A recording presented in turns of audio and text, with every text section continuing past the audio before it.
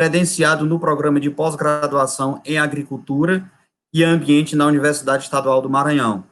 Representante da UEMA no Grupo Gestor ABC do Maranhão, coordenador do Controle Patrimonial de Logística e Digitalização do Núcleo de Tecnologia para a Educação.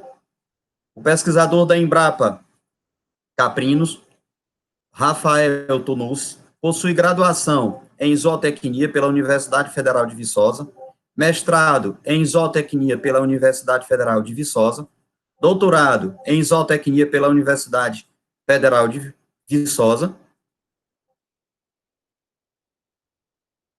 Fez doutorado sanduíche no Departamento de Ciências do Solo e da Água da Universidade da Flórida e atualmente trabalha na Embrapa Caprinos e Ovino com sistemas agroflorestais, investigando o seu potencial como sequenciadores de carbono atmosférico.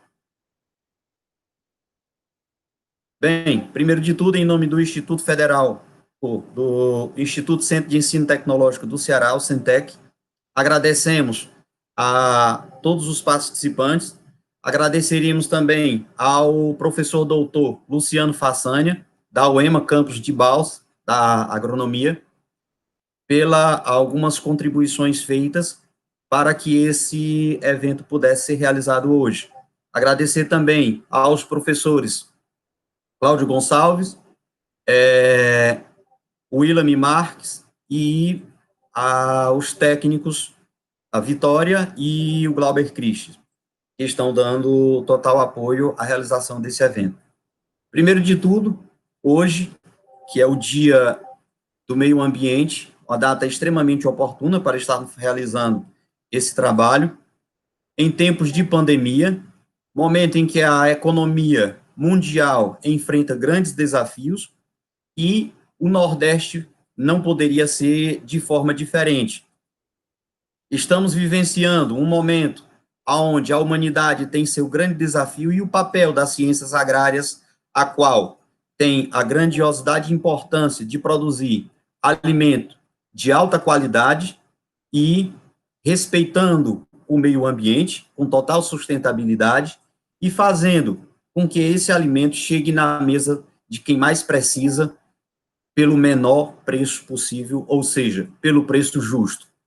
No entanto, partindo como premissa o potencial que o Nordeste brasileiro tem, principalmente nas zonas semiáridas e do meio norte, como o estado do Maranhão e sul do Piauí. Hoje, o estado do Ceará, mesmo e também o Rio Grande do Norte, com todas as dificuldades de 7 anos de seca, ainda se firma no agronegócio como um grande produtor de leite. Ao exemplo de Quixeramobim, aonde tivemos 7 anos de inverno abaixo da média, ainda conserva atualmente uma produção diária de leite na faixa de 170 mil litros de leite por dia em todo o município. Essa produção está hoje descentralizada entre pequenos e médios produtores, aproximadamente 70% desse leite é produzido por pequenos e médios produtores, que ainda assim buscam novas tecnologias. E esse momento é grandioso para estar ressaltando e engrandecendo a difusão tecnológica e o estreitamento de futuras parcerias. No entanto, iniciaria o nosso debate de hoje com um tempo médio de 10 minutos para as explanações iniciais e mais 5 minutos de debate, aberto também para algumas perguntas, quem queira fazer. Iniciaremos com o pesquisador Dr. Rafael Tonucci.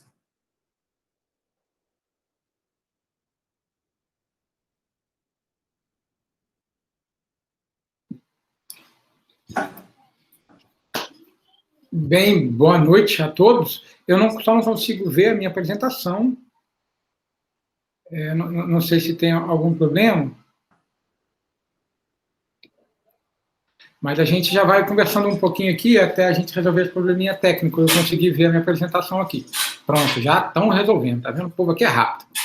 Eu vou tentar falar um pouquinho sobre sistemas integrados de produção e fazer um recorte para a experiência que a gente tem aqui na Embrapa Caprinos, do que a gente tem denominado agora, que chama o IEPF Caatinga, que é um redesenho do modelo antigo, muito conceituado, que a gente tem aqui, também desenvolvido aqui no centro, que era o SAF Sobral.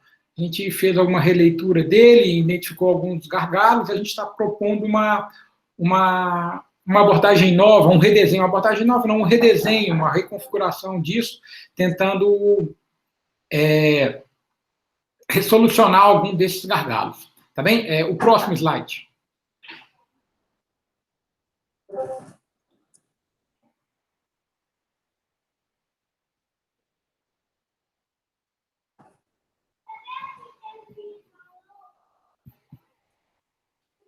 O próximo slide, por favor.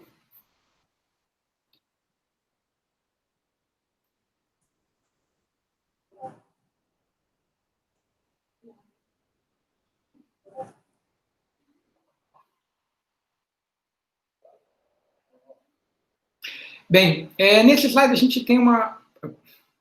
Pronto. Aí, nesse slide a gente tem uma visão geral do como é que do estágio. Nesses dois mapas da nossa direita, a gente vê a taxa de lotação e a demanda de forragem anual. A gente fizer um recorte ali no Nordeste, você vê que quanto mais azul, tá, maior é essa taxa de lotação e maior é essa demanda. E se a gente fizer nos dois mapas da esquerda, a gente vai ver que a gente tem uma alta taxa de passagem degradada e uma pouca produção de matéria de pastagem, seja natural ou plantada. Então, o que é... As imagens da esquerda são uma consequência ou uma causa das da direita. Então, a gente está tentando... O que a gente está propondo é fazer um equilíbrio disso daí, certo? Tentando solucionar esse problema da taxa de lotação e da produção de forragem com os sistemas integrados, os sistemas mais sustentáveis, já não trabalhando com pastagens ou áreas degradadas, para solucionar esse problema. O próximo slide.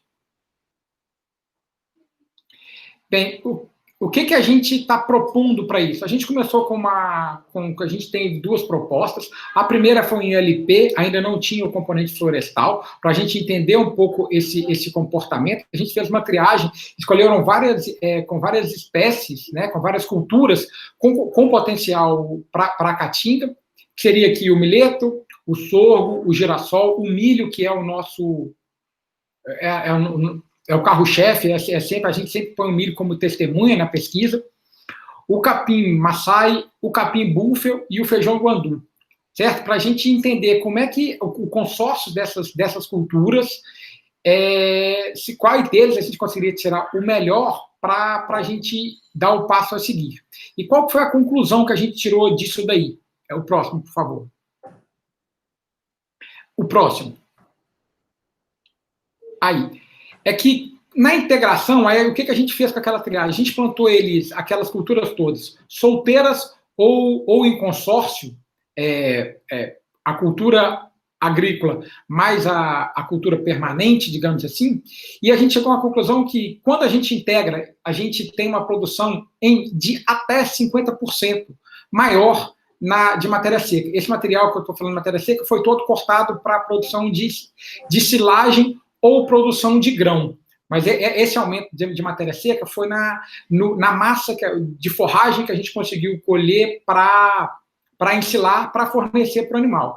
Então, a gente já vê aí que a integração já soluciona um daqueles problemas, que é a oferta de forragem. Certo? Eu vou ter uma oferta maior para atender aquela demanda que é muito alta.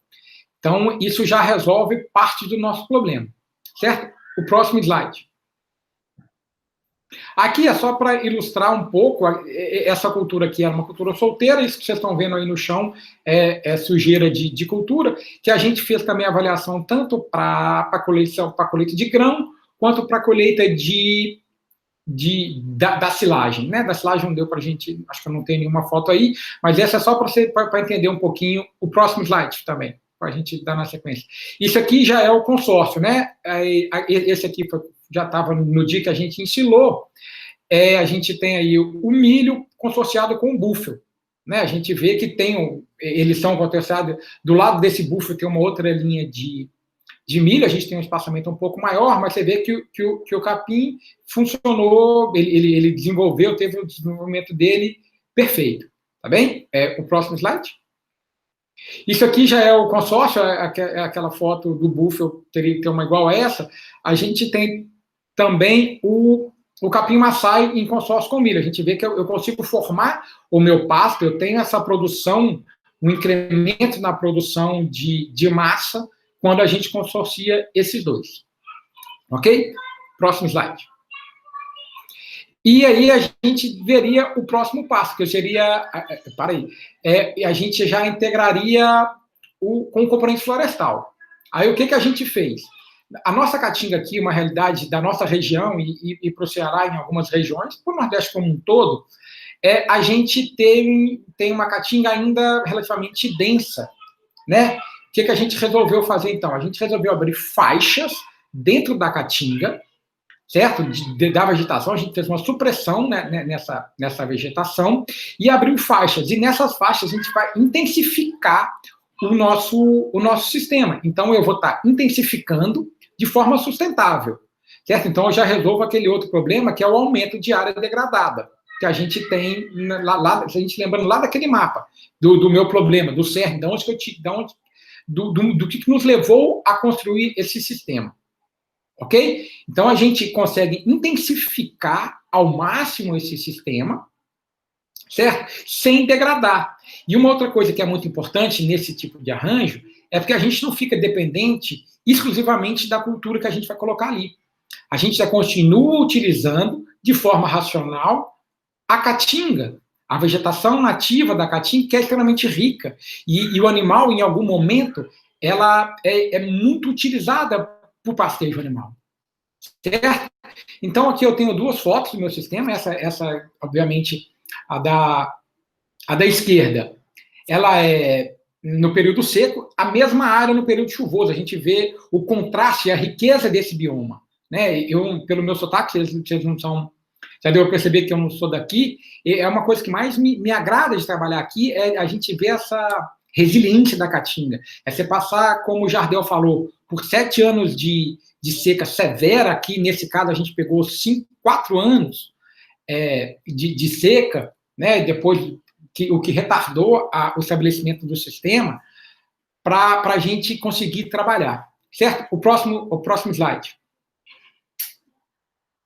Essa abertura das faixas ali, a gente abriu para fazer um teste em 2 larguras. Vocês viram que tinham faixas maiores e faixas menores. A gente tinha faixa de 20 metros de supressão por 10 metros conservado, e o inverso disso. Eu tinha 10 metros de supressão e conservando a mata nativa em 20 metros. Certo? Então, eu tinha 66% de aproveitamento da terra, de intensificação do uso da terra, e 33% de intensificação do uso da terra. Todo esse plantio, e independente de qual a largura dessa faixa de supressão, de abertura, é passível mecanização, ok? Então, todo esse plantio foi feito com trator mecanizado, certo? E isso é uma vantagem, porque um dos principais gargalos na utilização desses sistemas é o trabalho que isso dá.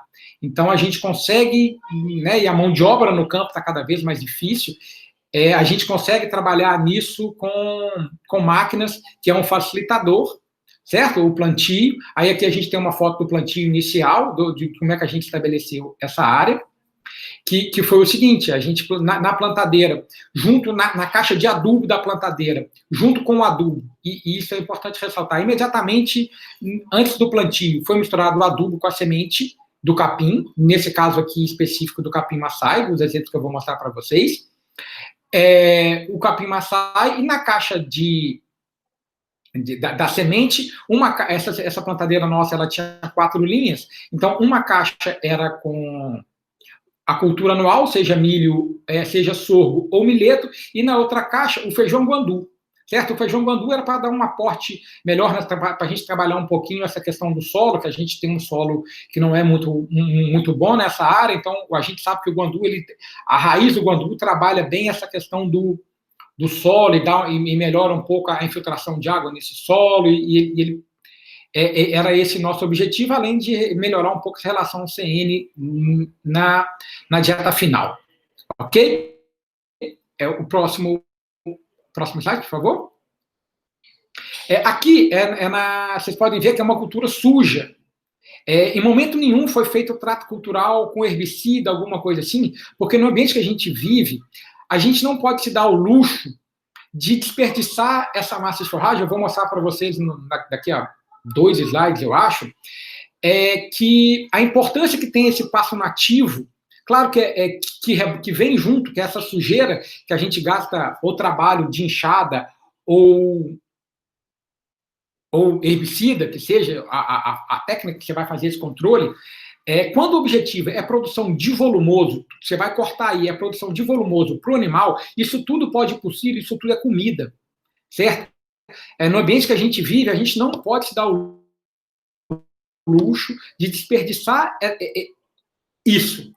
Isso é comida, isso mais uma vez, alimento que eu vou dar para o meu animal, é mais tempo que eu vou conseguir alimentar ele num período seco. Então, é muito importante a gente levar isso em consideração. Ok? O próximo slide. Isso aqui é imediatamente após a colheita da silagem, né? A gente vê que tem um solo descoberto aqui ainda, que já foi cortado, a gente já vê que já é um período um pouco mais seco, a vegetação já está perdendo folha. No próximo slide. Isso aqui provavelmente, acho que 20 e poucos dias, depois daquela primeira foto. A gente já vê, essa colheita da silagem, ela tem que ser um período um pouco antes do ponto ideal. A gente trabalha com isso, ela é uma silagem um pouco mais úmida, mas por que eu faço isso? Para eu permitir que essa rebrota do capim pegue as últimas chuvas. Então, para que o pasto possa se estabelecer, porque senão eu corto o capim. O meu objetivo aqui final é produzir um pasto, né, uma pastagem entre as faixas. Isso é muito importante. Então, ele sofreu uma chuva, você vê que o pasto já estabilizou, e eu posso fazer o que a gente fez aqui, foi vedar esse pasto para fornecer para o animal num período seco, que foi de outubro, novembro e dezembro, que é o próximo slide. Por favor.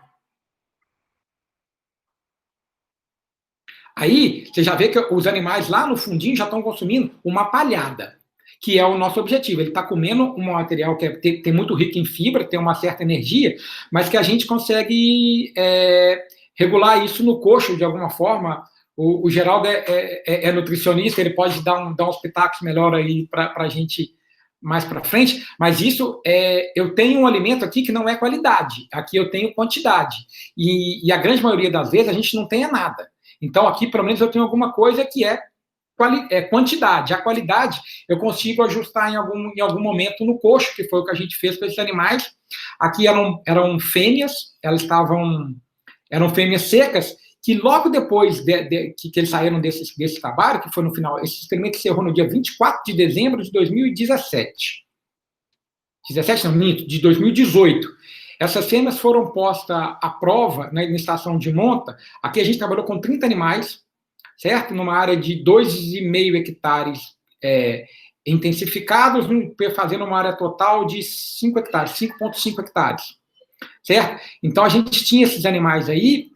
Essas fêmeas foram desafiadas e das 30, 28 emprenharam. Então, elas, em momento nenhum, tiveram anestro, nutricional, nada disso. Elas passaram sem problema nenhum por esse desafio. O próximo slide. Isso aí é a área em fevereiro de 2019, do ano passado. O meu pasto está estabelecido, começou a chover, o Maasai veio todo, e a gente continua a ver uma certa sujeira nessa área, aí vai ter um pouquinho de mata-pasto, tem um pouquinho de milhão, que ela vem mesmo, e como eu disse, elas são é um pasto nativo, que ele é importante, ele tem uma seletividade para o animal prefere ele ao capim-maçai e ao capim-búfalo, então é bom que a gente tenha essa diversidade para o animal exercer, de alguma forma, a sua seletividade dentro desse ambiente. Tá bem? O próximo slide. Só para ter uma noção de produção, a gente teve mais ou menos 8 toneladas de matéria seca de milheto, 17 de sorgo, 0,5 de guandu, que não era o nosso objetivo aqui, ele tinha um objetivo que foi, além de melhorar a estruturação do solo, ele ainda gerou um pouquinho de comida para a gente. O próximo slide. O Maasai gerou mais ou menos 5,5 toneladas, e aquilo que eu falei do pasto nativo, aquela sujeira que a gente sempre vai ali capinando, ela me gerou 3,5 toneladas de matéria seca. Isso é muita comida para eu dar para os meus animais, certo? Então eu não posso abrir mão no ambiente que a gente vive de inconstância de chuva e de escassez de alimento, eu abri mão de 3,5 toneladas de matéria seca, certo? Se você quiser pensar em matéria natural, isso é 11 toneladas de comida, é muita comida. Tá bom? O próximo slide. E quanto custa isso? Né? Esse sistema me custou R$24 mil, e as receitas advindas dele, a gente vem pela produção da silagem, consegui produzir por volta de 25 toneladas, aqui já está corrigido para o desconto da minha perda, né? Então eu tenho aí 22 toneladas, que se eu fosse comprar isso aí, produzido aí lá embaixo, e me entrega aqui em Sobral e me custaria R$8.500. A lenha que eu consegui tirar daquelas faixas, ela poderia ser vendida para produção de energia. A gente conseguiu nessas faixas que a gente abriu quase 550 metros cúbicos, que me geraria R$10 mil, 10 mil e poucos reais. A gente ainda tirou ali estacas mais nobres que a gente usou para cercar toda a área, que foi na faixa que ela me custa. Mais uma vez, a gente tem um pouco desse custo aí, ele pode estar um pouco inflacionado, porque a gente tem um custo Brasil. Você conta a Embrapa compraria essa estaca. É na faixa entre 7 e 10 reais, então me geraria aí R$4 mil de lucro, me dando uma receita total de 22 mil, 23 mil reais. E o sistema, ele me custou, eu acho que eu não tenho esse slide aqui, ele me custou R$24 mil. Então, eu tenho um déficit isso de primeiro ano de R$2 mil. Sendo que a partir do segundo ano eu já vou trabalhar aí, os economistas falam disso melhor que eu sou zootecnista. Essa parte do dinheiro, eu acho que um sistema que ele te dá um prejuízo, né? No ano de implantação de R$2 mil, um sistema como esse, ele é um sistema que tende a ser viável. A gente está rodando essa parte dos animais que já entraram na área a partir do segundo ano agora, por isso que eu não tenho esse slide aí. Eu acho que esse ano a gente já tem uma resposta de quanto é o sistema na implantação, primeiro e segundo ano. Certo? Próximo slide. Muito obrigado, aí fica o meu contato, se vocês quiserem entrar em contato, fazer pergunta aqui que não deve conseguir responder, fico à vontade para a resposta. Tanto por e-mail quanto por esse telefone, esses dias de pandemia eu não estou atendendo nele, porque você está na sala, a gente está em home office, mas você pode me mandar os e-mails que é sempre um prazer atender. Muito obrigado.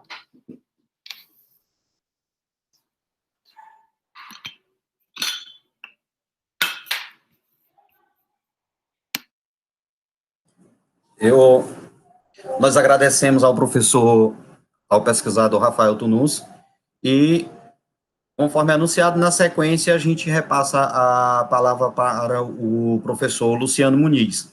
Boa noite, professor, seja bem-vindo. Boa noite, professor Jardel, boa noite a todos que estão participando da live. É um prazer muito grande poder dividir essa live com vocês, um tema tão importante como esse, para discutir as perspectivas do agronegócio no Nordeste brasileiro pós-pandemia, né? E falar de uma coisa que a gente vem trabalhando e adquirindo experiência há alguns anos, que é a integração lavoura-pecuária-floresta. Próximo slide, por favor.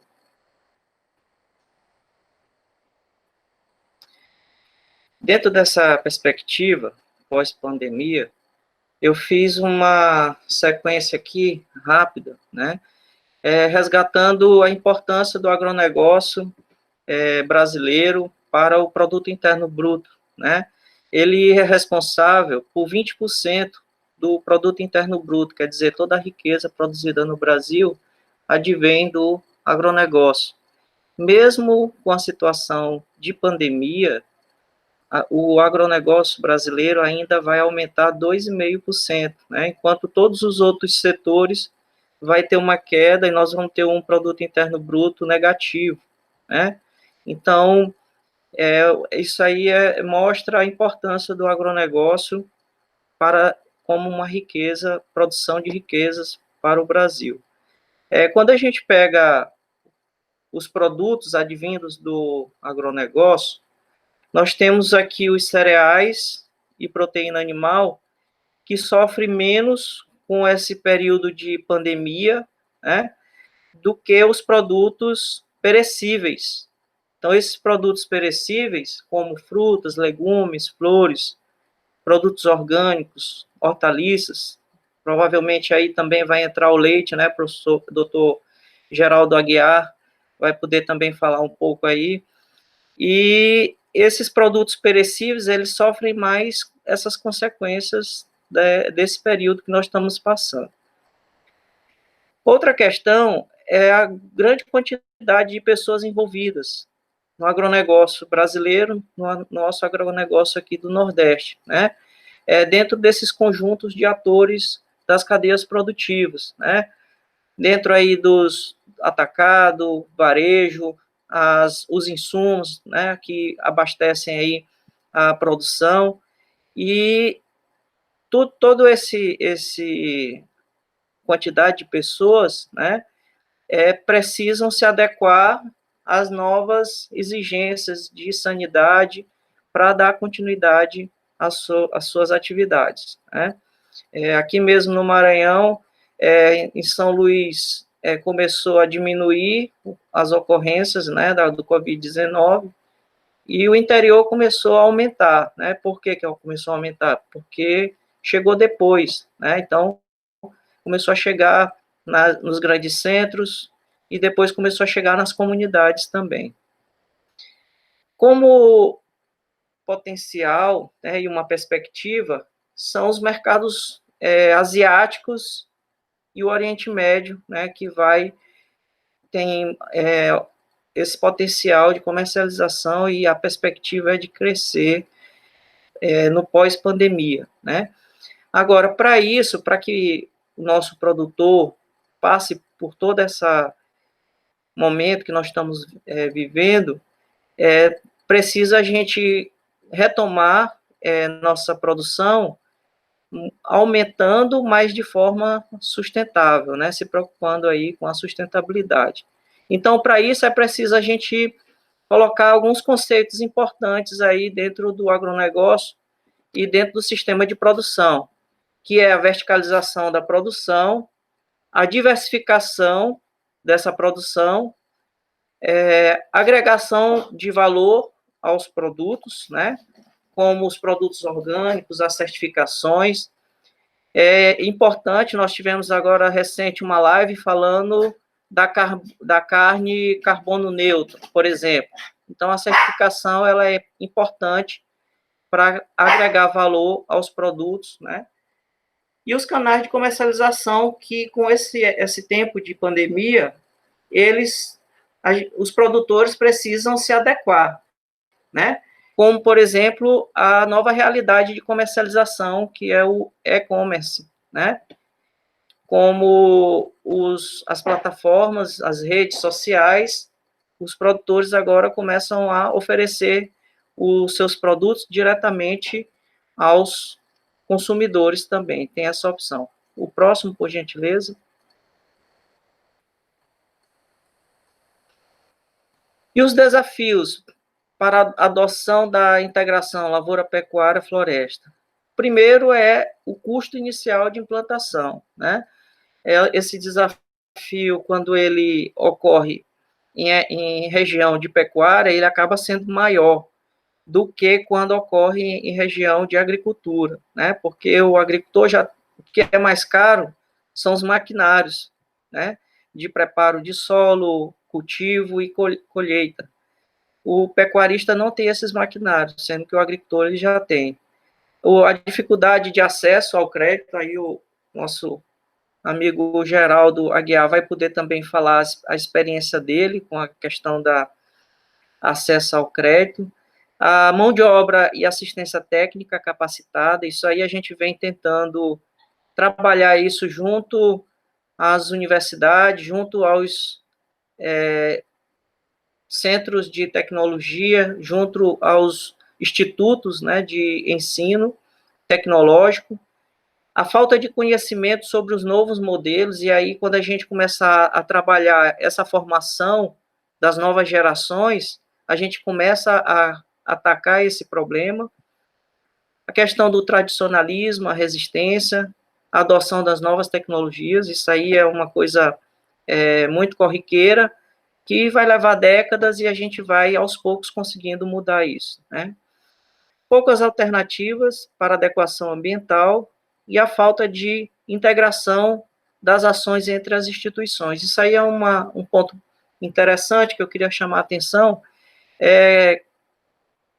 por conta dessa pandemia, os recursos que já estavam difíceis, né, para a gente que trabalha com pesquisa, para a gente que trabalha com transferência de tecnologia, com extensão, já estavam difíceis. Então, nesses tempos, as instituições precisam interagir, integrar, convergir seus esforços para potencializar essas ações dentro de seus respectivos estados. O próximo, por gentileza.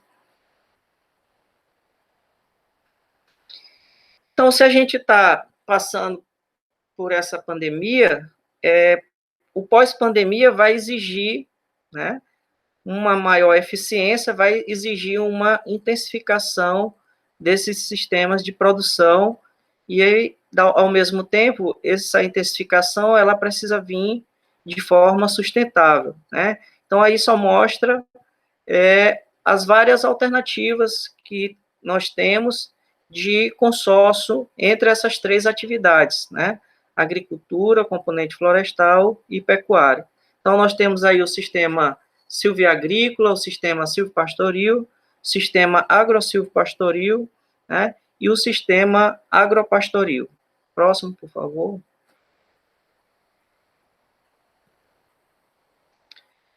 E quais são os desafios, né, do Nordeste para a adoção da integração?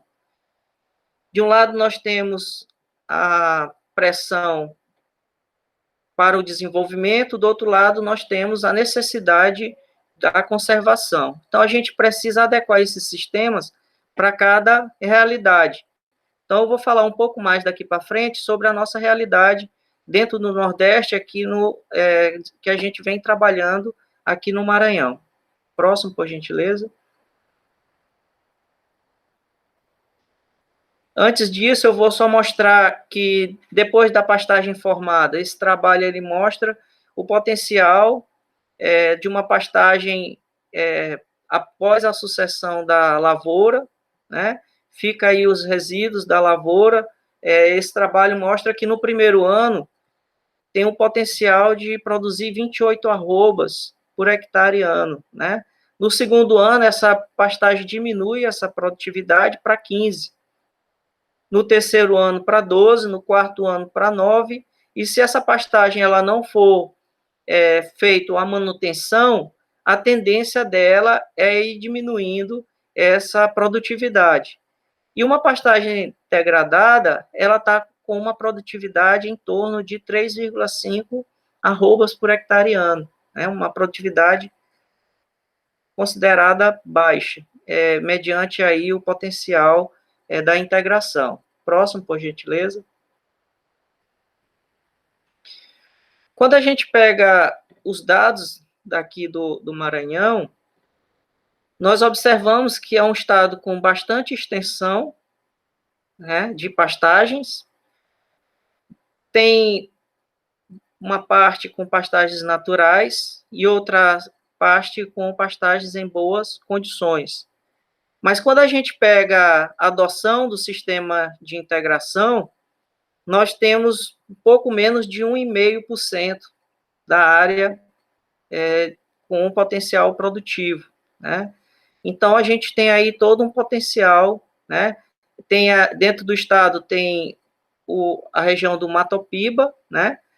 Que é a última fronteira agrícola do país. Então, a tendência é que a integração ela possa, daqui para frente, ocupar um pouco mais seu espaço dentro desse cenário de uma produção mais intensiva, mas considerando a questão da sustentabilidade. Próximo, por gentileza.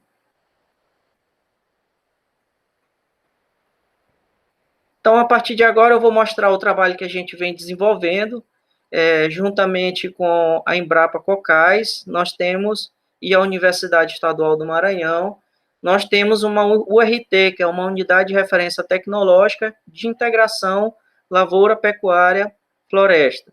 Então, foi criado dentro da universidade um grupo de pesquisa chamado Gintegra. Nessa URT, nós temos 5 áreas, cada área com 3 hectares. Então, nós temos os sistemas com lavoura, pecuária, floresta com eucalipto, lavoura, pecuária, floresta com o componente natural, que é o babaçu, lavoura, pecuária, floresta, além do babaçu, o sabiá, e os sistemas só lavoura, pecuária com capim maçai, né?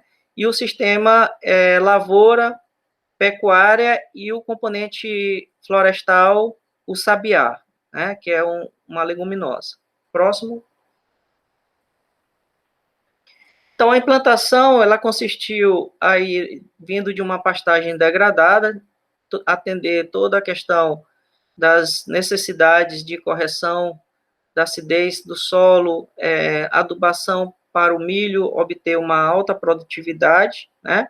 Então, a gente usou aí na adubação de plantio 400 quilos da fórmula 4-30-10, com 2 adubações de cobertura, a primeira a ureia cloretada e a segunda com 20 dias após a emergência, apenas com a ureia. Então, vocês podem observar na foto C que nós temos aí o milho consorciado com o capim, e nessa foto D aí, esse milho aí, a gente, nesse período, colocou ele com a intenção de tirar uma parte dele para milho verde, que aí com isso a gente conseguiria agregar valor à produção, né? Próximo.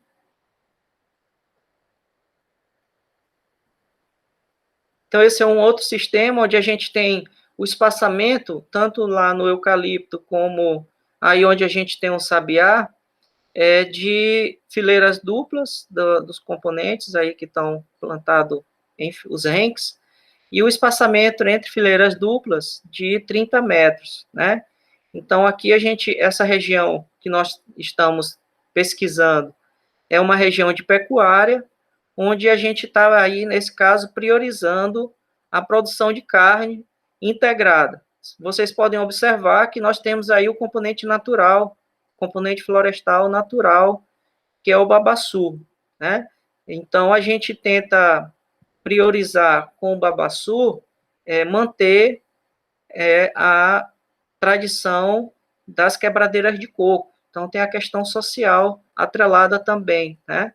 Então, a Embrapa Cocais, junto aos colegas, vem desenvolvendo oficinas junto às quebradeiras de coco, tentando agregar valor ao produto, ao subproduto do coco babaçu. Então, elas hoje já têm a renda delas com a produção de broa, né, com a finalidade alimentar.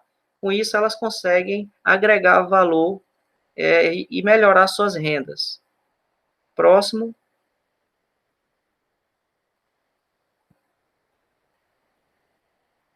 Então, esse é o sistema com o eucalipto. nós já estamos no 4º ano, foram 2 anos de lavoura, serão 5 anos de pastagem, então a gente vai cortar o eucalipto com 7 anos.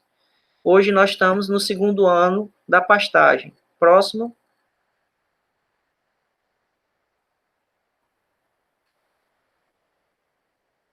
Já estou caminhando para finalizar. Só apresentar para vocês a potencialidade da integração. Nós estamos conseguindo esses resultados, né?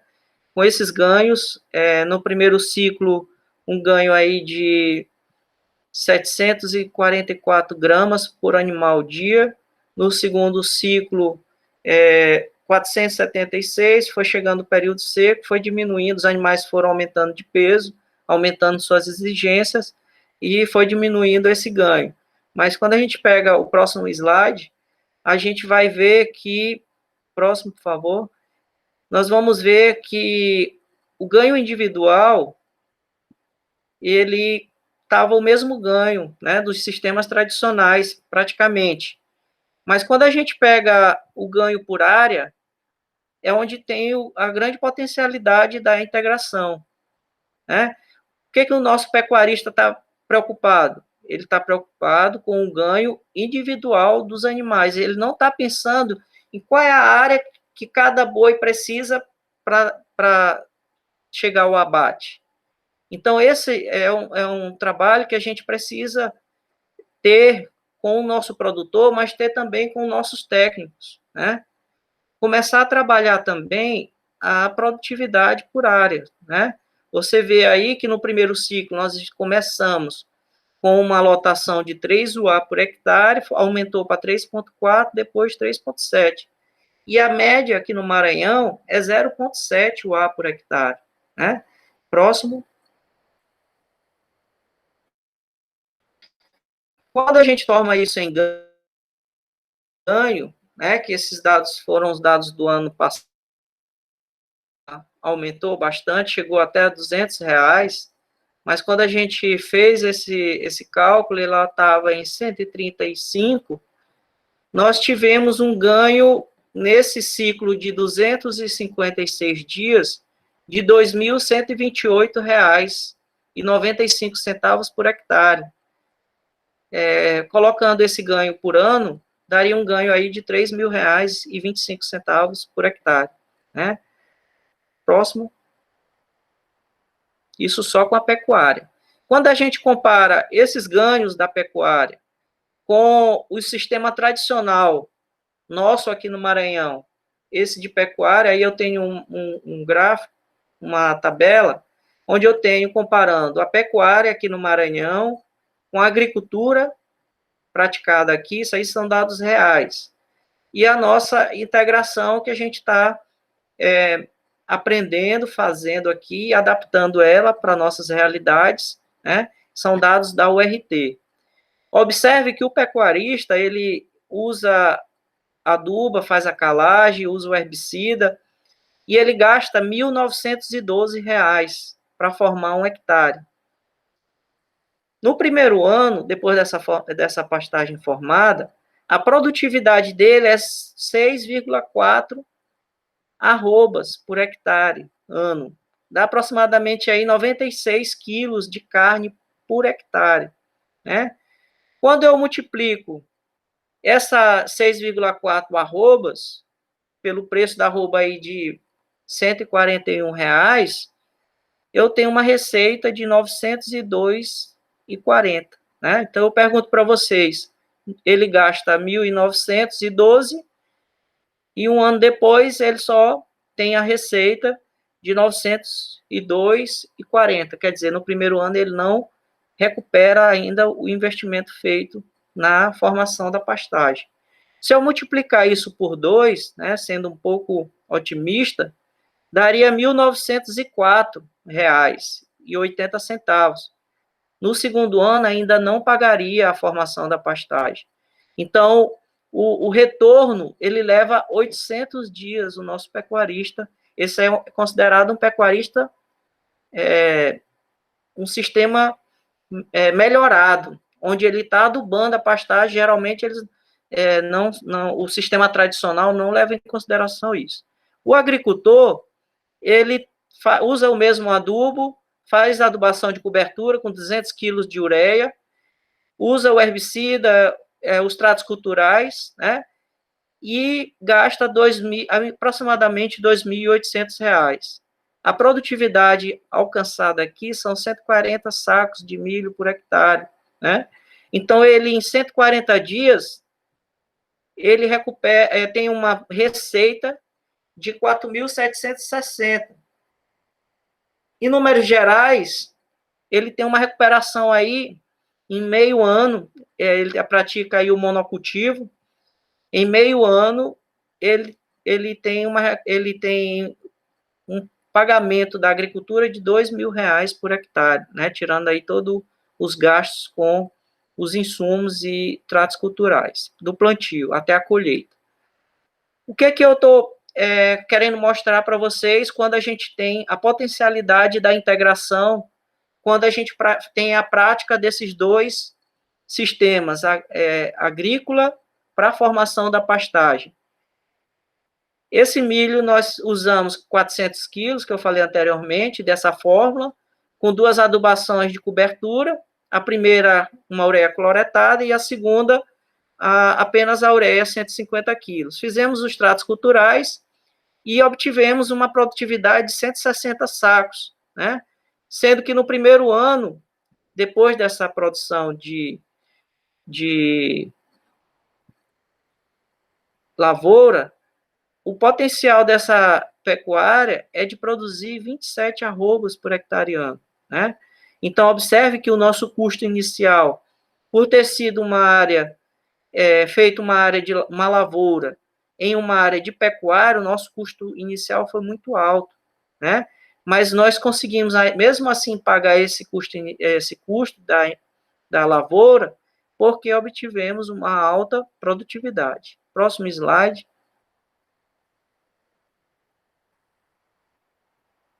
Então, quais são essas perspectivas, necessidades, potencialidades da ILPF para o Nordeste, né? Precisamos urgentes incrementar essas pesquisas, né? De forma integrada entre as instituições de ensino, entre as instituições de pesquisa, entre as instituições de extensão, né, rural.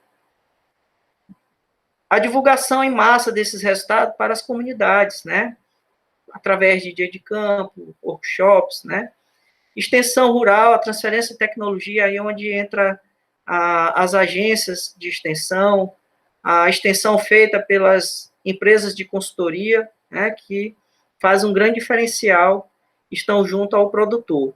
E o estímulo governamental para o desenvolvimento da tecnologia, né, juntamente com a formação de recursos humanos especializados no estabelecimento e no manejo da ILPF.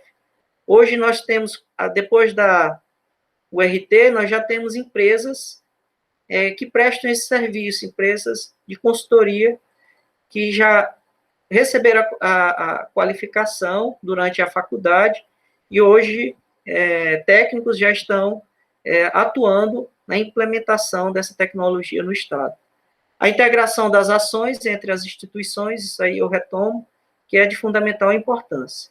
Próximo, por gentileza.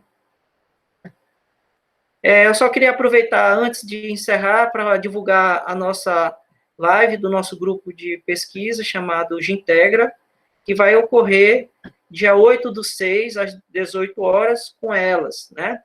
Então, elas vão tratar do assunto de forragem, falando do manejo das pastagens em sistemas integrais de produção. A doutora Roberta Carnevale, da Embrapa Gado de Leite, a professora doutora Janaína, professora doutora Rosane Rodrigues e a professora doutora Valéria Apolinário, da Universidade Estadual do Maranhão. Próximo. E finalizando, eu queria deixar essa mensagem do Albert Einstein, né, onde ele disse que insanidade é continuar fazendo sempre a mesma coisa e esperar resultados diferentes. Muito obrigado, eu fico à disposição para as perguntas.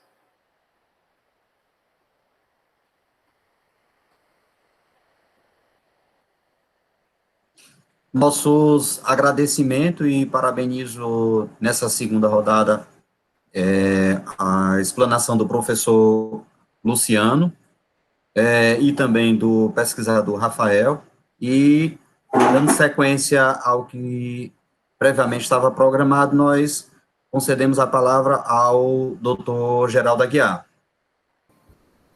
Boa noite a todos. Gostaria de agradecer ao professor Jardel Paixão a oportunidade de estar aqui conversando com todos. Fiquei muito feliz com a apresentação do doutor Rafael e o doutor Luciano. Foram muito claros e foram muito cirúrgicos no ponto que eles quiseram demonstrar. E fiz aqui algumas anotações, que a ideia nossa é linkar um pouco do ILPF, que apesar de ter já quase 25 anos de atuação como zootecnista, ainda é uma coisa muito nova para nós aqui, certo? O ano passado, nós tivemos a oportunidade aqui no Rio Grande do Norte de ter um evento na fazenda do Dr. Sérgio Azevedo, que ele é pesquisador da Embrapa do semiárido, lá em Petrolina, e tem fazenda no município de Pedro Velho, aqui no Rio Grande do Norte. Foi um dia de campo muito bom. E tivemos um outro dia de campo na estação da EMEPA, na Paraíba, em sequência a esse, na mesma semana, que todos os dois eventos tiveram mais de 200 produtores visitando no dia do evento. Eu fiz algumas anotações aqui. A gente, como nutricionista, o nosso maior gargalo no Nordeste, para não falar no Brasil, é que nossos animais eles passam fome, né? Se não uma fome direta, mas teria talvez uma fome funcional, né? Ou por manejo, ou por falta de alimento, ou pelo alimento ser muito grosseiro e não permitir o consumo desejado. E eu fiquei muito feliz aqui quando o doutor Rafael colocou, e eu tomei o cuidado de fazer algumas anotações. Se eu tiver errado, me corrijam, por favor, que eu fiz umas anotações e uns cálculos rápidos aqui, mas a produtividade do sorgo no ILPF foi 17 toneladas por hectare. Isso dá 17 mil quilos de matéria seca. E eu tomei a liberdade de dividir isso aqui por 200 dias, que seria, teoricamente, o nosso período seco, e dá um consumo de 8... E tomei outra liberdade de botar 8,5 kg de matéria seca por animal dia, né? De volumoso. A gente está trabalhando aí, pensando aí em 50% da dieta vindo dessa silagem de sorgo. Então, nós teríamos capacidade de alimentar 10 vacas de leite com essa silagem de sorgo produzida durante 200 dias.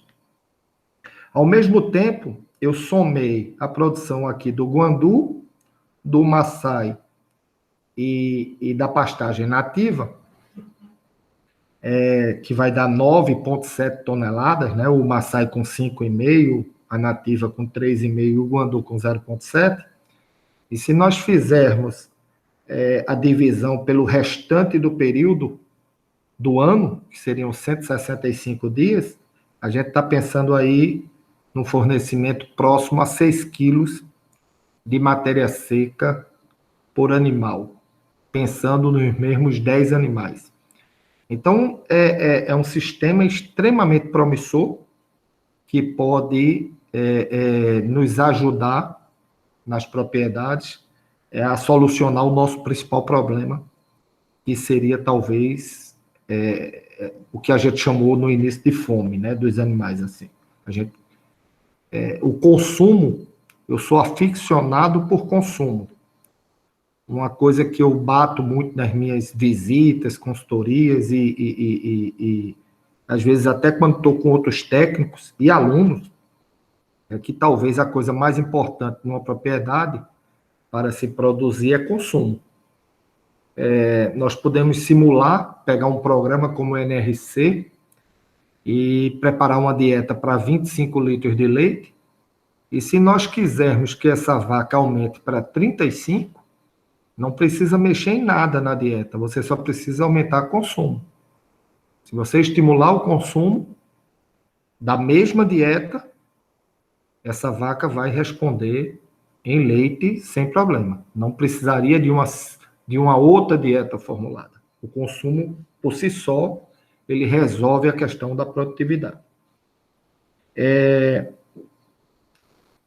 Dr. Luciano colocou aí que no ano pós-colheita, se eu estiver enganado também, por favor, me corrijam, produtividade de 28 arrobas por hectare. Isso é produtividade de sistemas altamente intensivos, usando tecnologias como terminação intensiva a pasto,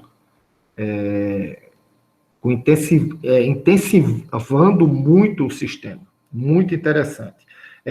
Mesmo quando nós pegamos na apresentação do Dr. Luciano, o segundo ano com 15, o terceiro com 12, o quarto com 9, e o quinto com 6 arrobas, e por último 3,5 arrobas, ainda são produtividades, mesmo com essa escada da degradação, digamos assim, muito altas. Porque se nós pegarmos em média que os nossos sistemas talvez permitam 1 arroba por hectare, e se eu for muito generoso, esse animal vai ganhar 500 gramas por dia ao longo do ano, a gente está falando de 6 arrobas. Então, eu estou falando do 1, 2, 3, 4... Eu estou falando do 5º ano depois da implantação do sistema ILPF. Então, a gente poderia ser até, talvez, maquiavélico, de dizer, pode degradar muito, que ainda vamos ter muita lucratividade em cima, permitido pelo primeiro ano de implantação desse sistema. Quando nós pegamos produtividade média do Maranhão, eu fiquei impressionado com a área de pastagem mal conservada no Maranhão. Pelas minhas contas, é algo em torno de 10%. Se me perguntassem, eu tinha uma percepção de esperar muito mais, né? Assim, pelo que toda a mídia e se fala, eu pensava que era muito mais. Mas, assim, mesmo eu tendo 90% de pastagens boas e 10% de pastagens degradadas ou mal conservadas, a gente só tem 0,7 UA em média por hectare. Quando você passa para um sistema desse, que vai para 3, 3,4, 3,7, que a gente pode considerar 3,5, a gente está falando de 5 vezes mais, né? A gente está falando de 750 gramas de ganho de peso, 500 gramas, 400 gramas, que são ganhos extremamente expressivos. E eu acredito que nesses ganhos aqui, possivelmente, como é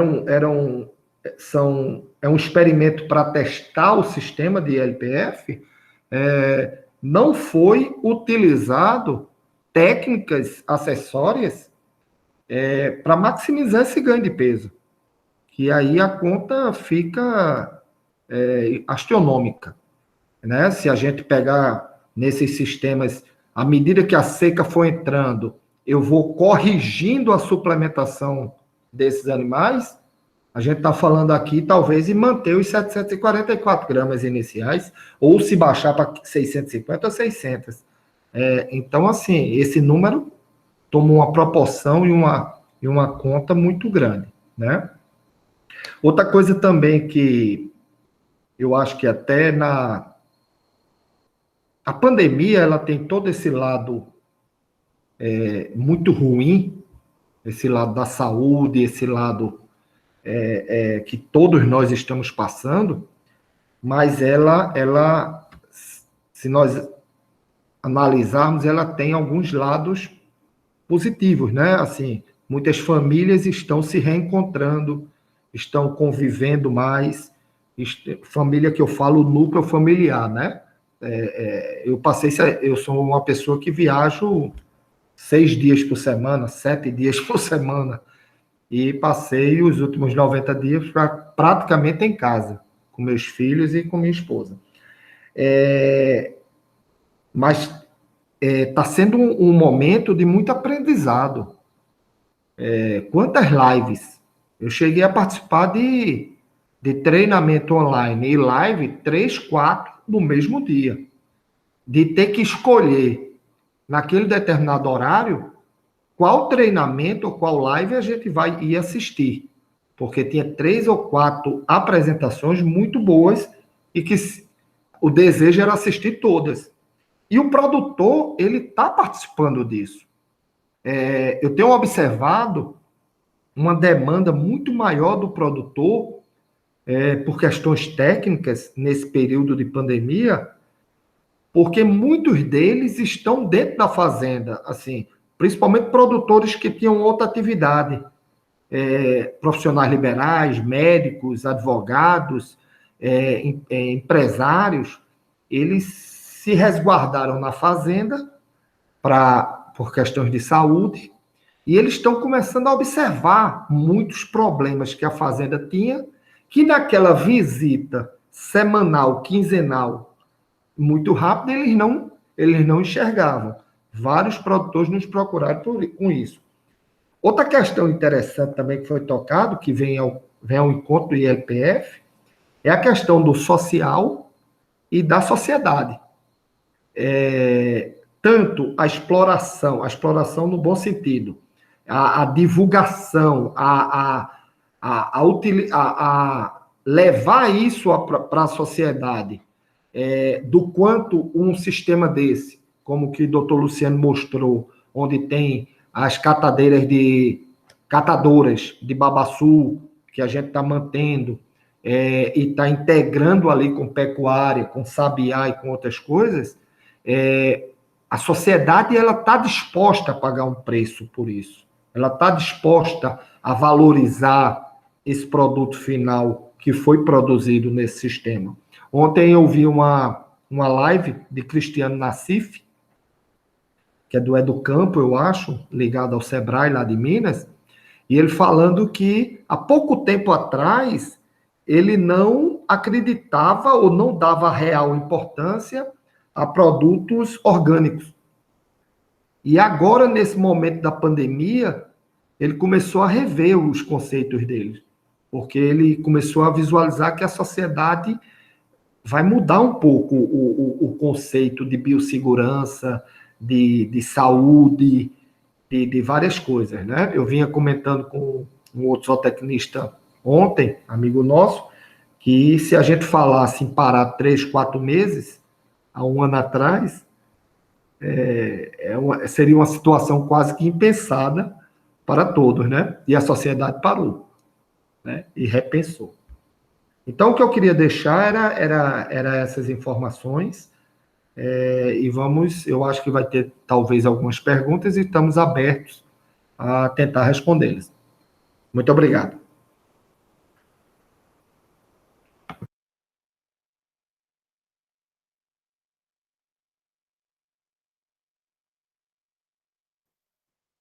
Muito obrigado a todos que estão presentes. A gente aproveita esse momento para citar alguns comentários.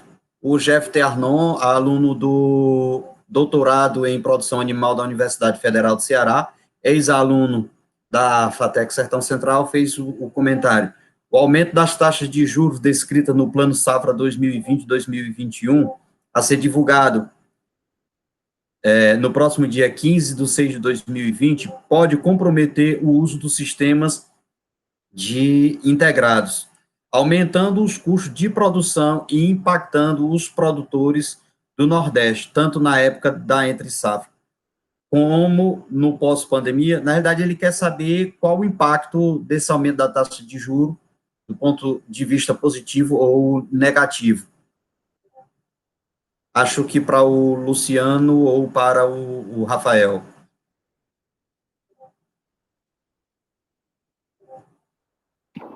Bem, O Jeff a gente trabalhou junto, eu orientei ele no mestrado.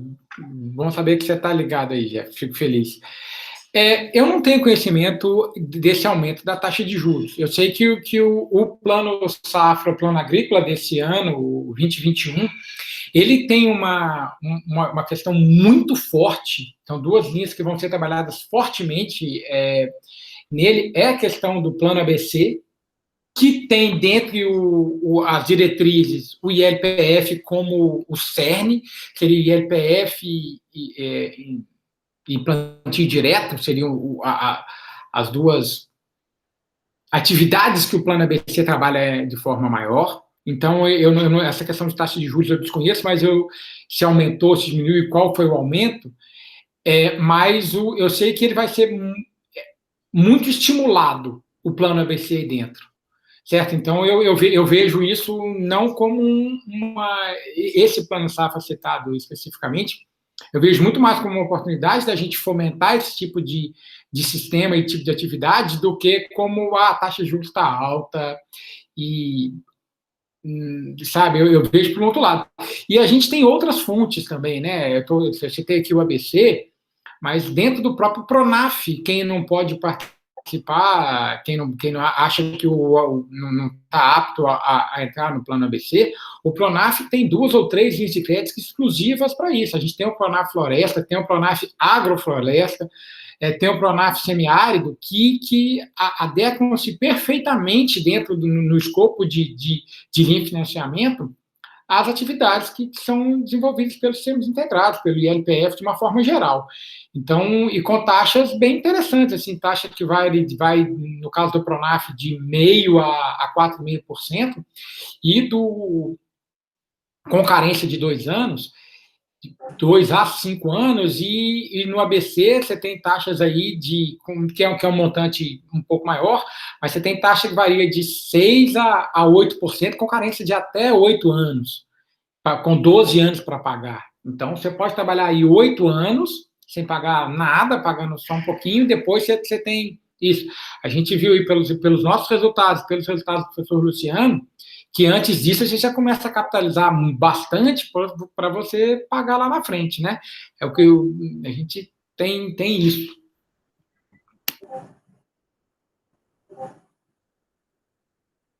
Não sei se o Luciano quer falar mais alguma coisa. Não, muito bem explicado, viu, Rafael? Eu vou aguardar aí a próxima pergunta para poder a gente ganhar tempo, e depois eu quero fazer uns comentários também em relação à fala do nosso amigo Geraldo Aguiar. Luciano, vamos cumprimentar aqui algumas pessoas. O Sérgio Guilherme de Azevedo fez uma indagação, mas eu vou primeiro citar aqui o Victor Ribeiro, que parabeniza o professor Luciano, o Rodrigo, que também parabeniza o professor Luciano. O Victor fez um comentário: a integração, além de ser altamente lucrativa, garante ao produtor uma maior segurança, uma vez que o produtor não depende apenas de um único produto. Corretíssimo. O Sérgio Guilherme de Azevedo, ele fez o comentário, professor Luciano: a produção de óleo de dendê ou gordura de babaçu é expressiva. Podemos comparar coco e dendê. Dendê com 6 a 7 toneladas de óleo por hectare. O coco com 4 a 5 toneladas de óleo por hectare. E babaçu com 3 a 4 óleo por hectare, se babaçu não for manejado. Se manejar os nativos e iniciar os plantios racionais, os valores rivalizam, e é gordura nobre. Quer tecer algum comentário a respeito? Quero sim. A gente, na URT, nós temos trabalhado com 35 palmeiras por hectare, né? É uma densidade baixa por conta da lavoura, né? Então, eu preciso ter menos sombra, né? Em outros trabalhos, se fosse só pecuária, essa densidade poderia aumentar um pouco. Mas com nossos dados, nós tivemos uma produtividade de 2,4, né, toneladas, que ele falou aí em torno de 3, né? Quer dizer, a gente diminuiu a densidade, porque a gente tinha apenas 35 palmeiras, e essa produtividade teve muito próxima dessa que ele comentou aí, em torno de 3, né, que é menor do que comparado ao dendê e ao coco, né?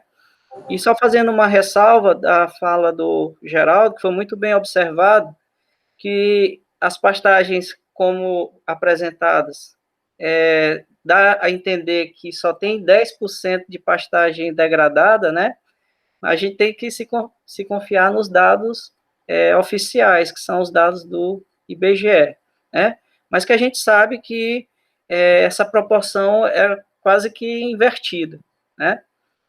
E uma outra observação, uma vez eu falei esse dado da produtividade pecuária por hectare, e aí eu, apresentando um dado do pesquisador Armino Kichel, lá da Embrapa Gado de Corte, e aí eu comentei num dia de campo, disse, olha, os trabalhos desenvolvidos lá no Centro-Oeste tem uma produtividade na Embrapa Cerrado também, considerando só a fase da recria, engorda de 450 quilos por hectare ano. Aí um pecuarista pegou a calculadora, vocês são bons de conta aí, ele pegou 450, dividiu por 12, dividiu por 30. Aí ele virou para o lado e disse assim, nunca que um boi ganha 1,250 kg por dia. Qual é a conclusão da história? Aí eu escutei ele falando, eu disse, não, agora fale aí a sua dúvida para todo mundo aqui, o grupo lá de uns 30 participantes no dia de campo. Ele disse, não, porque essa conta não bate, um boi lá na minha fazenda, nem aqui, que a gente estava do lado lá da integração, não ganha 1,250 kg. Eu disse, não ganha mesmo não. A pasto, né, com uma suplementação no coxo, não ganha mesmo não. Só que aqui eu estou trabalhando com uma lotação acima de 3 UA. Lá na sua fazenda, você está dando 2 hectares para uma UA. Quando eu divido esse 1,250 kg por 3 unidade animal, eu tenho um ganho de 416. Lá na sua fazenda, um boi ganha 416 gramas por dia. Não, na minha fazenda ganha mais. Então, qual é a conclusão que a gente chega aí? Ele não está se importando qual é a área que ele está disponibilizando para uma unidade animal, né? Que aí é em cima disso que a gente precisa trabalhar, tá certo? Muito obrigado. Quer aumentar a produção, compra a fazenda do vizinho, né? Exatamente, mais ou menos aí. É mais ou menos por aí, a gente tem que chegar numa equação, ele especula, se ele tem um mundo inteiro para produzir, eu não preciso se preocupar com área. Né, uma hora que a terra fica cara aí no Maranhão, isso dá certo, porque a terra ainda é barata. Se ele descer para o Cerrado, para o Centro-Oeste, que o hectare custa muito, ele muda essa visão rapidinho. Né, que não dá para comprar a fazenda do vizinho, e o vizinho, mais fácil o vizinho querer comprar a dele. Então a gente tem que entrar nessa equação. Né? Não tem como, a terra é um bem finito, então a gente tem que saber usar ela, trabalhar com ela de forma racional. Nós temos um criador aqui no Rio Grande do Norte, em Mossoró, que ele é avicultor de postura comercial. E postura comercial é muito apertadinho, né? Tá ganhando 1 centavo por ovo, 1 ponto alguma coisa centavo por ovo. E ele comprou uma propriedade no Maranhão, não mexia com boi, há 2 anos atrás, e está quase que revolucionando o setor lá, porque é um cara que gosta de número, vem com essa cultura de avicultura, e é impressionante os pulos de produtividade e os ganhos que esse produtor está tendo, e os vizinhos todos olhando. E reforço, um produtor que não tinha cultura de criar boi, veio aprender de 2 anos para cá, mas veio com toda a bagagem de avicultura, de gostar de número, de gostar de resultado, que querer impulsionar o negócio. Bom, então, a gente agradece a participação de todos. Eu quebrar aqui o protocolo, fiz o convite ao professor Luciano Façanha, diretor do SESBA, o campus de Balsas, da Universidade Estadual do Maranhão. Foi quem nos apresentou e indicou o professor Luciano Muniz, também Luciano. O professor Luciano tem graduação em agronomia pela Universidade Federal Rural do Semiárido e mestrado e doutorado na Universidade Federal da Paraíba e foi nosso contemporâneo também no mestrado e no doutorado. Então, professor Luciano, o tempo está corrido, mas a gente não poderia deixar de registrar a sua participação, a sua presença, e seja bem-vindo. Professor Luciano? Muito obrigado, professor Jardel. Inicio parabenizando pela organização da live. Quero estender os cumprimentos ao meu amigo, também colega de instituição, professor Luciano Muniz.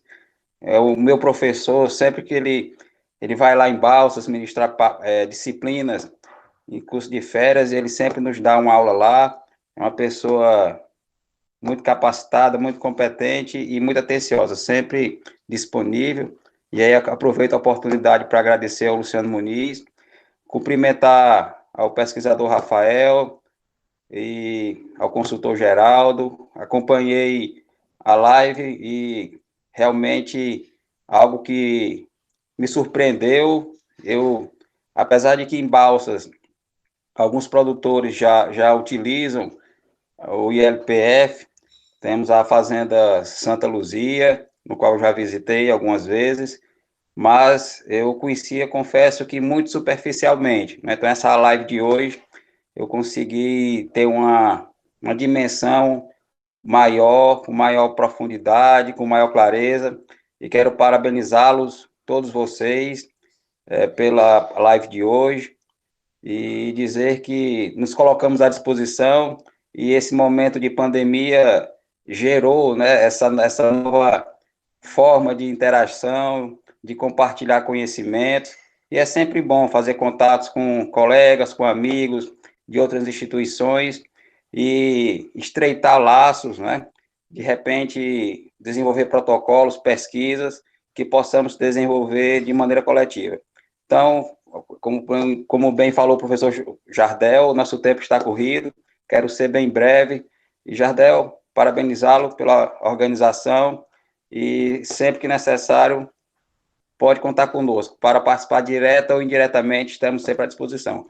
Grande abraço para você, para o Luciano, Rafael, Geraldo, e todos os colegas que participaram aí dessa brilhante live. Grande abraço e um ótimo final de semana para todos. Eu agradeço a todos. Só agora, para a gente finalizar, registrar aqui a participação do engenheiro agrônomo Adeilton de Carvalho, de Fortaleza, falando em perspectivas para o agronegócio nordeste, não seria oportuno fomentar plantio de mandioca como alternativa para alimentação de ruminantes, como... Peraí, que passou só um instante. Como fornecimento de energia em complemento aos concentrados, como milho e soja. Bom, a minha opinião técnica é de que não existe uma receita de bolo pronta e esse momento é para a gente buscar alternativas e integração entre as instituições. E, se deixar, eu concedo a palavra também a algum dos participantes que queiram fazer algum comentário a respeito da inclusão da mandioca em sistemas de LPF.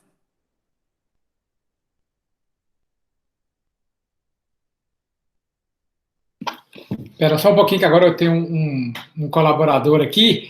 Eu acho que ela é passível, acho que isso que você falou, Jardel, é perfeito. Isso não é um modelo pronto.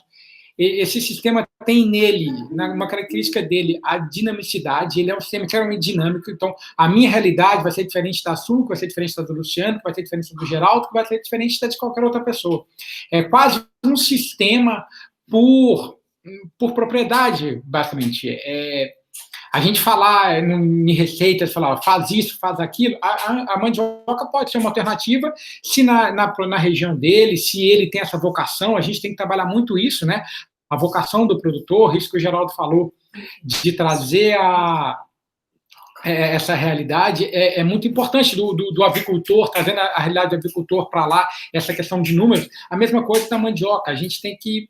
Ela é possível, agora se ela vai entrar como complemento ou não, se ela vai entrar como uma fonte de renda ou não, isso vai variar muito dele, da realidade dele. Eu acho que a gente falar que funciona assim, não funciona assado, eu acho muito... muito pretensão minha, ou seja lá de quem for. É possível, a mandioca tem as virtudes e tem as desvirtudes dela. Né? Acho que nessa questão da nutrição, o Geraldo pode falar com um pouco mais de propriedade do que eu, mas ela, dentro do sistema, ela é um componente que pode compor o sistema tranquilamente, ela é passível de estar ali dentro. Agora, se ela vai entrar na dieta para o animal, ou se ela vai entrar como receita na produção de farinha, isso cabe ao produtor resolver o que for mais viável para ele. Pronto. Agradeço ao Rafael. No entanto, eu deixo aqui já os nossos agradecimentos a todos, em nome da Secretaria Estadual de Ciência e Tecnologia do Estado do Ceará, do Instituto Centec. Agradecemos ao Geraldo, ao Rafael, ao Luciano Muniz, ao professor Luciano Façanha, aos professores Cláudio e o professor William, a Vitória, ao Glauber, e deixo aqui também um desafio para que, quando for em outubro, na Semana Nacional de Ciência e Tecnologia, tiramos um dia da Semana Nacional de Ciência e Tecnologia e façamos um dia ou uma noite de integração entre instituições. O mais importante que eu visualizei aqui é que nós, enquanto instituições, nós estamos trabalhando de forma muito parecida, com o mesmo objetivo de construir conhecimento e transferir esse conhecimento para a sociedade. E, na realidade, a gente, em muitos momentos, a gente não saberia nem o que cada um estava fazendo. E eu acredito que, no pós-pandemia, nós vamos ter essa ferramenta mais aprimorada, mais apurada, e vamos estar trabalhando cada vez mais em sintonia, todas as instituições em conjunto, ligadas às ciências agrárias, buscando justiça e perfeição dentro do agronegócio, dentro da agricultura brasileira. Então, 50 segundos para cada um fazer suas considerações finais e a gente encerra a live de hoje. Muito obrigado. A gente pode começar pela sequência do início. Eu agradeço o desafio aceito, só recebendo o convite, a gente tem todo o prazer de estar lá em outubro com vocês, a gente discutir isso. Agradecer a oportunidade de poder estar divulgando um pouquinho o trabalho que a gente está fazendo aqui para um público que não poderia estar aqui, e essa questão toda. É só agradecer e um bom final de semana para todo mundo, e o pessoal se cuida, tá certo? É a mensagem que eu deixo para aí. Eu também gostaria de agradecer, foi uma discussão muito boa, que gerou um aprendizado para todos nós, né? E esse momento aproxima as pessoas, mediante aí a pandemia, né?